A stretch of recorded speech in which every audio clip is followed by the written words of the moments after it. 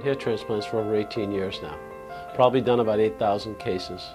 I came in at a transition point where they were doing, some people were still doing the large punches where you get the doll's hair, but I was trained and I didn't do any of those. I started with the follicular unit type procedure. So as a result, all my patients have been that way. The things that have changed the most are really the size of the holes that we do. They've gotten smaller, so we can pack more grafts in, and the number of grafts we do in one session. Well, my very first case, we did 112 grafts in 8 hours. But now we do as many as we can possibly get, so we've gotten up to 4,000, 4,500 grafts in one session. Obviously, one of the reasons we can pack them tighter, but also it's the fact that we've gotten better. When we first started, literally, you know, the people, I trained them, and we just weren't doing many cases at the time. But now we're averaging about 400 or 500 cases a year, and I'm expected to go up to 600 this year. So my head technician has probably done well over 1 million grafts. Technicians are the one who take the strip, if I do a strip graft, and they bring it over to the microscopes, and they will then cut it up into smaller pieces called follicular units. Follicular units can have anywhere from 1 to 4 hairs in them, and that's how we plant them, just as nature grew them. Then the other thing they do is they take those grafts, and after I make all the recipient sites, they plant all the grafts. So we have to design a hairline. We have to design where we're putting all these and what numbers, what angles, what depth. And then after that, I have a special instrument that we use, and I cut all my own blades so they can be customized to the individual patient. We make all the holes with different size blades to accommodate different size grafts. We put the singles in the front, the 2s and 3s behind that, and the larger ones behind that. And the purpose of it is to have a transition zone so that you go from smaller hairs to bigger hairs so you don't get a pluggy appearance. Three different items you have to measure. One is the angle that it comes out at, okay, up or down, the angle that it goes back and forth with, and the other one is the depth of the hole you punch.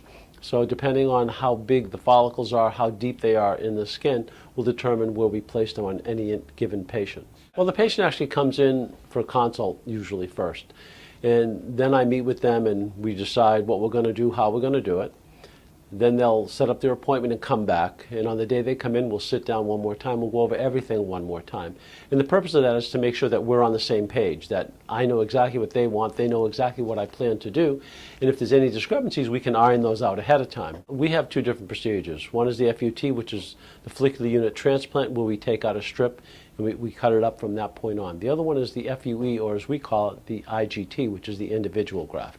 In the individual graft technique, you actually use a small punch, anywhere from a 1/16 of an inch, to punch out the hairs individually. You're not using a scalpel, you're not using sutures. It's a specialized sharp punch that you literally go in as a circle and go right around the graft, and then you take it out. FUE, or the IGT, leaves a virtually invisible scarring, okay? With the FUT, you will have a fine line going around. So if you absolutely shaved your head all the way down, you would see that. They set up the patient so that we can start the procedure.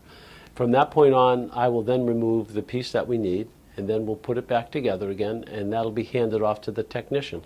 The technicians will then cut that up into the sizes we need, and after that, I'll make the holes, I'll do the design, and we'll make sure the patient is okay with that, and then the technicians will come in and plant those grafts. The patient will go home without any dressings, and if they choose, they can go home with a hat on. It really takes a good year to be able to see a significant difference. And usually in a year, with between 9 and 12 months, you'll see between 60 and 80% of the hair growth. It can take certainly upwards of a year to be able to see the full growth. We see a lot of people who are back out on the dating scene. They want hair for that. We see a lot of people who have lost their job in this economy and have wanted to look younger because they know the younger you look, the better chance you have of getting that particular job. We see people who come in who are depressed because of hair loss. It really can be an incapacitating thing. We see it on a regular basis with the younger individuals. And I've seen numbers of patients who have come back who wouldn't even look at people when they come in here, to being a much different person, outgoing and very happy with what we've done.